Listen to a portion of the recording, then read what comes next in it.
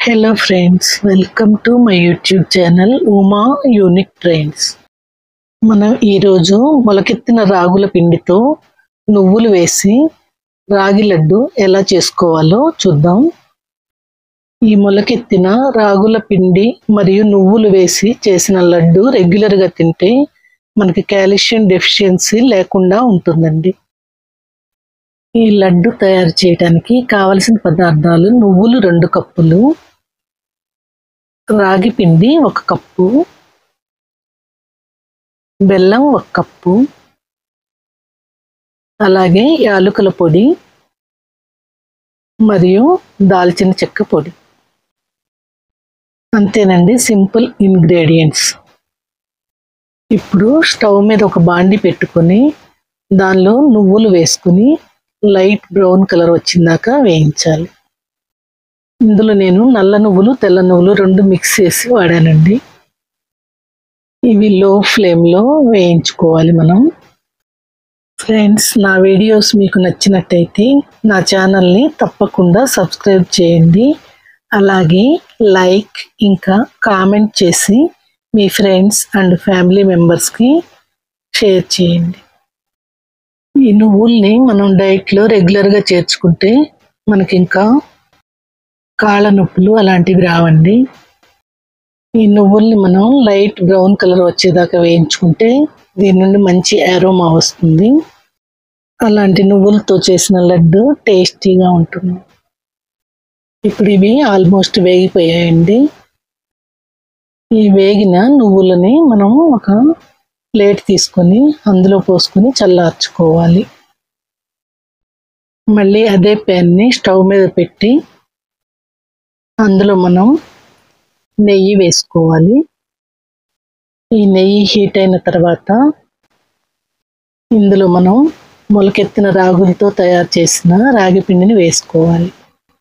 ఇప్పుడు నెయ్యిలో ఈ రాగి పిండిని ఫ్రై చేసుకోవాలి.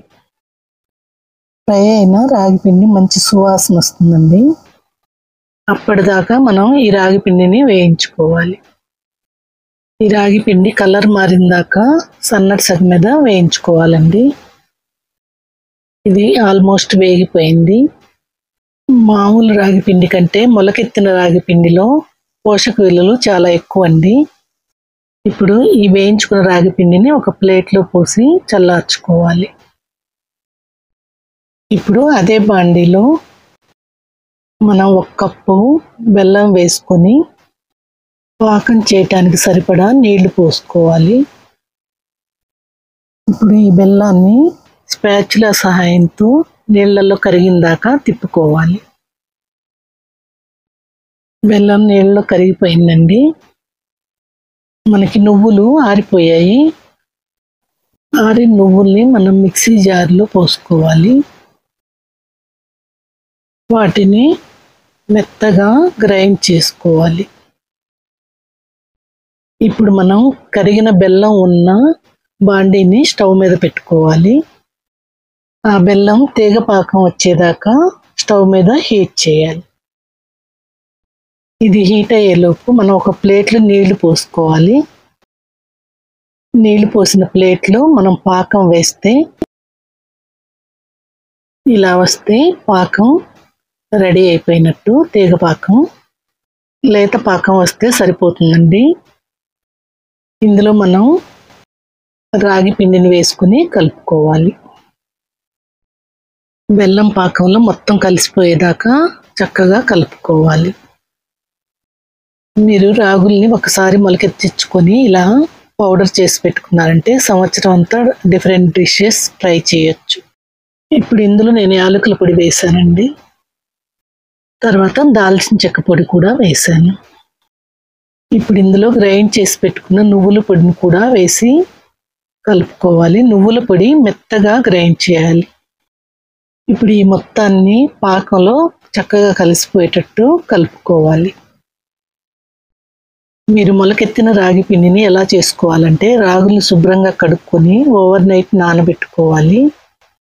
నెక్స్ట్ డే మార్నింగ్ ఒక బ్యాగ్లో వేసి ఆ రోజంతా ఒక పక్కన పెట్టి ఉంచాలి. అవి 1 రోజులో మొలకలు వచ్చేస్తాయండి. వాటిని తీసి క్లాత్ మీద మనం ఆరబెట్టుకోవాలి. డ్రై అయిన తర్వాత మనం లైట్గా ఫ్రై చేసి ఆరబెట్టి పొడి చేసుకోవాలి.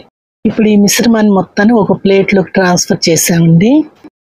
దీన్ని మనం కొంతసేపు ఫ్యాన్ కింద ఆరబెట్టుకోవాలి. ఆరిన తర్వాత మొత్తాన్ని చక్కగా కలుపుకోవాలి.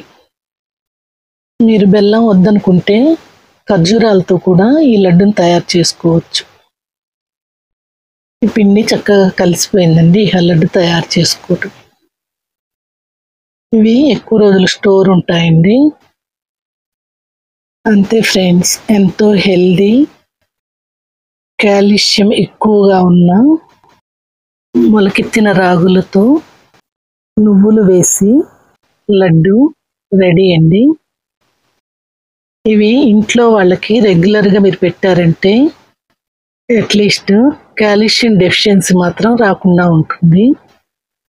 చూసారు కదా, ఎంతో ఈజీగా హెల్దీ టేస్టీ లడ్డు రెడీ. మీరు దీన్ని తప్పకుండా ట్రై చేసి ఎలా కుదిరాయో నాకు కామెంట్స్లో తెలియజేయగలరు. Thank you for watching my video.